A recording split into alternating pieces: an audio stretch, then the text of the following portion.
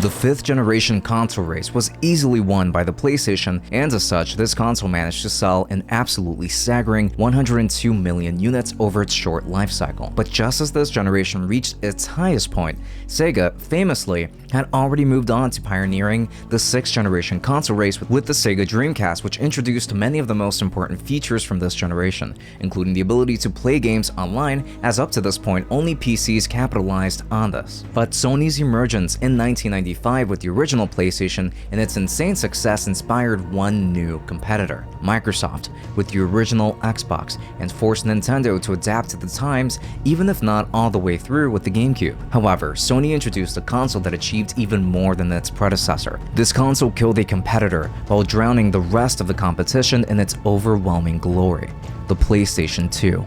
Arriving just in time to cement itself as the most impactful console of the 6th generation in the year 2000.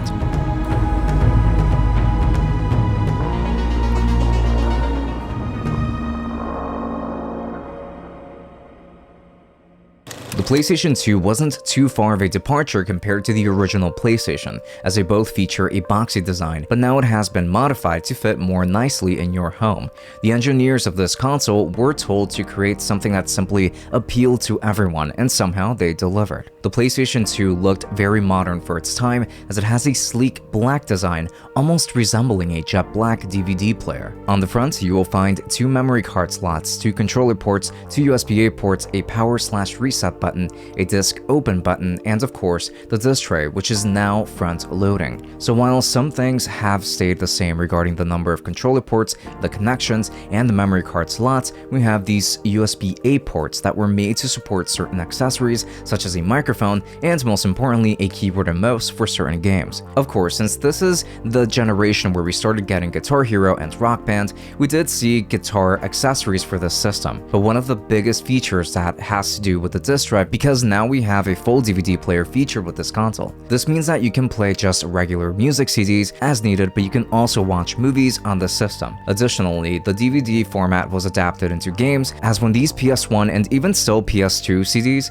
could only support up to 700 megabytes of data, these new DVDs could support up to 4.7 gigabytes of data. This meant that for the vast majority of games, we only needed one disc to play through the entire experience, which helped to save money on having to put games on multiple discs, for the most part. The DVD aspect of the PlayStation 2 was a massive driving force in sales at the beginning of its life cycle, and in fact, all throughout, as the PlayStation 2's launch titles were infamously ignored. Another amazing aspect of the PlayStation 2 is that it was completely backwards compatible with PlayStation 1 games, and even lets you use those same controllers and memory cards with the system. No special adapters needed. No other console maker had done this before the PlayStation 2. Then on the back, we have a power switch, a power connector, an optical out port for using it with more sophisticated sound systems, and an AV out port, as this system is now embracing the use of composite exclusively. I say that because RF is basically dead, but the PlayStation 2 does also have a more modern output, component,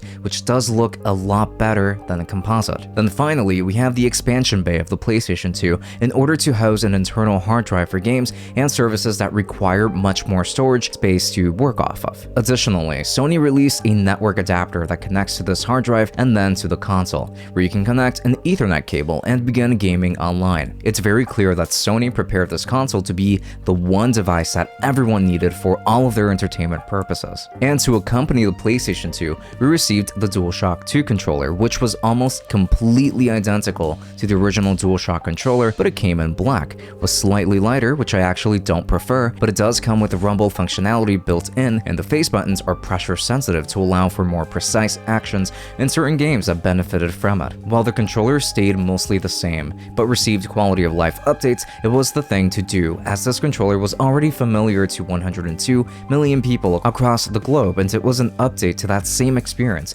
improving it nicely. I never liked the texture of the thumbsticks on the first 3 DualShock controllers. I thought they looked cheap and weren't as easy to grip, as they eventually became much better later, but this controller was still one that stood the test of time. Another Another meaningful thing to mention here is that memory cards for the PlayStation 2 were upgraded to now support up to 8 megabytes of save data, which does allow for a lot of data to be saved onto them, and because you could install 2 of them. Although many of us ended up having to buy more than 2 memory cards, or just ended up having to delete save data from our existing cards after a while. This console was released in the year 2000 for $299, matching the launch price of the original PlayStation, but offering an entire DVD player, which was a big deal at the time, because it was actually the cheapest DVD player that you could buy for some time. Not only that, it was actually pretty good at playing DVDs. Needless to say, everyone wanted one, gamers and non-gamers. Everyone could justify having a PlayStation 2. However, even if the initial sales of the PlayStation 2 were absolutely incredible, this was mostly because it was this good at playing DVDs at less than any other offering at the time. But the launch titles left a lot to be desired, as many gamers were left waiting to see what the PlayStation 2 was really capable of. And as such, the PlayStation 2 eventually became the home of some absolutely incredible games.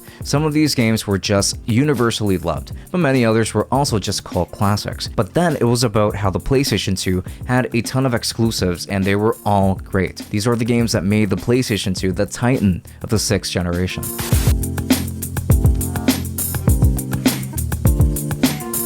The PlayStation 2 sold really well at the start, but it was notoriously riddled with bugs at the beginning. Some games that were released for the PlayStation 2 had game-breaking bugs that simply could not be addressed through patches like they would be today. Some would have terrible interactions with your memory cards and would end up messing up your saves or just not allowing you to access them, which was pretty disheartening. I haven't confirmed this, but I suspect that this happens because it was still pretty early into developers getting the hang of the PlayStation 2's hardware, so they probably had a lot of challenges at the beginning because this wasn't much of an issue with their games later on. So I need to note that the PlayStation 2 was technically considered to be the weakest in terms of performance when compared to the others, including the Dreamcast, the GameCube, and especially the Xbox. But in reality, it was just the most complex of the bunch to maximizing its usability. This is because of Sony's in-house chip, the Emotion Engine. This chipset was capable of simulating water effects and reflections, as well as detailed shadows, realistic facial expressions, hair simulations, and more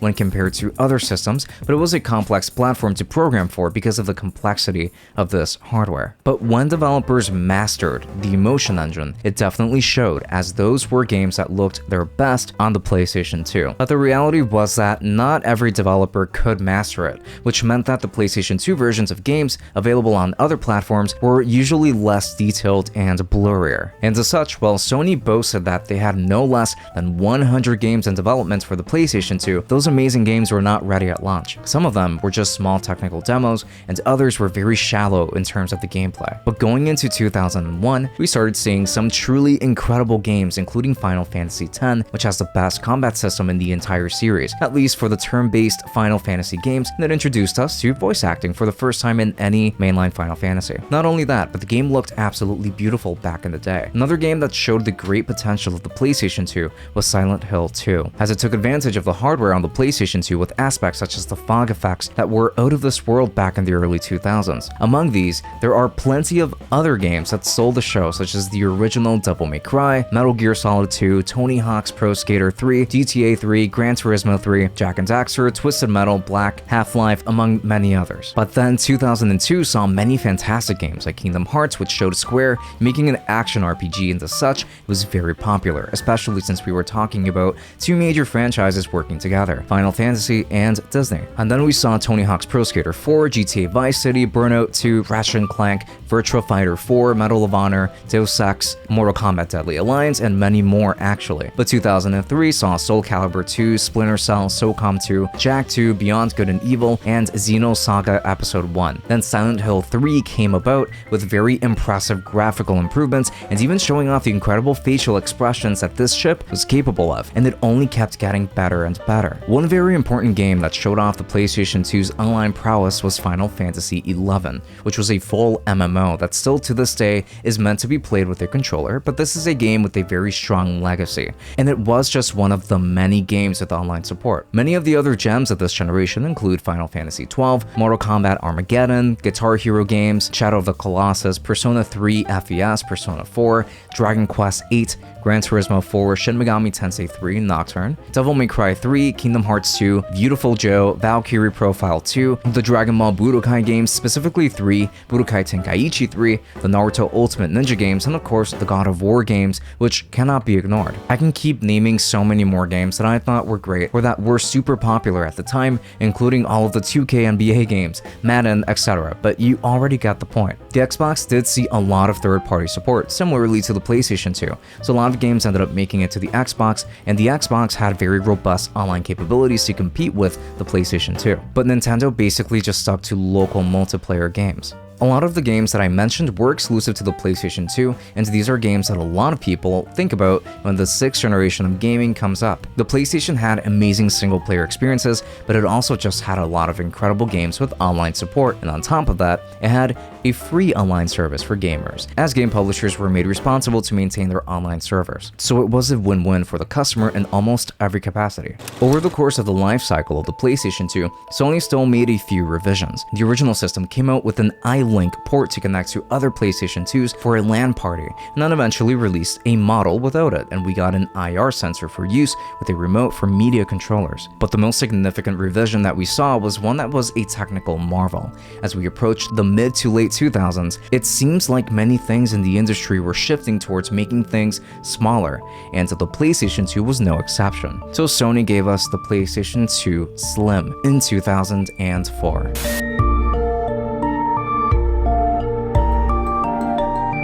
The PlayStation 2 Slim has a very impressive redesign. It was already mind-boggling when the PlayStation 1 got the Slim treatment, as it did shrink greatly, but this is even more impressive. This is still one of the sleekest, and I do really mean the cleanest console redesigns of all time. And it didn't even lose much functionality from going slim. This is now a top-loading system, as you no longer have to worry about the disc tray breaking on you. You still get the same dual memory card support, dual controller ports, 2 USB-A ports, a visible IR sensor on the front, and then on the back you get a universal power connection, AV out, optical for external audio devices, and a built-in Ethernet port, which is an awesome inclusion. However, you cannot install a hard drive onto the system at all, which means that you cannot play games that require additional storage, such as Final Fantasy XI. And technically, there was reduced backwards compatibility with the PlayStation 1 on the Slim model of the PS2, but most PS1 games should still be perfectly playable on the system, as it still uses the same hardware from the PS1 to play these games. Later on, there was another revision of the Slim model that essentially placed the power supply back inside while maintaining a very small footprint overall. But considering how powerful the PS2 was and how it seemingly needed all of the space that it took up, it was mind-blowing seeing something that is basically the same in terms of functionality as the original fat model, but was much smaller.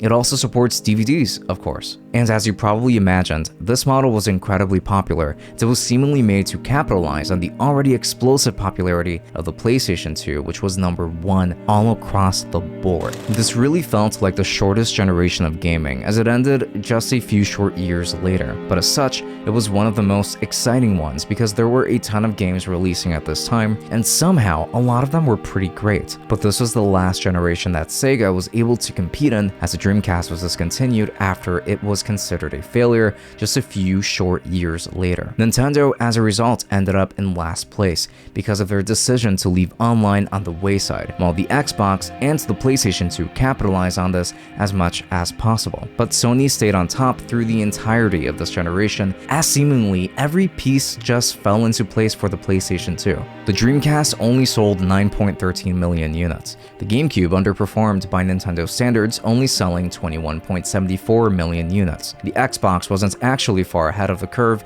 either, as it only sold 24 million units, and the PlayStation 2 shattered records once more, eclipsing its sales from the PlayStation's 102 million units to managing 160 million units. The PlayStation 2 is the highest selling console of all time as of the posting of this video. It has not been toppled, and while the Switch is getting very close, it still remains to be seen if it will. Regardless, this is very impressive. If you watched my mini documentary on the original PlayStation, then you already know that I got that one as a hand-me-down probably sometime in 2003. But I got the PlayStation 2 unsurprisingly as a hand-me-down back in around 2007 or maybe even 8. And when I got it, I played it a ton. I liked almost every single game that was handed down to me. So this is definitely a very nostalgic console for me. Even contenders who entered the scene at the end of 2001 already had a much more powerful system cooked up to propel the 7th generation forward. So in 2005, Microsoft finally dropped the Xbox 360, just 4 short years after the release of the original Xbox. It didn't take Sony too long to answer as they released a system that had to compete very fiercely this time, during the most exciting console war that I can remember. We will talk about this one very soon, so stay tuned and subscribe so that you don't miss that. Now, thank you so much for watching. Leave your suggestions in the comments for future bite-sized documentaries, and until next time.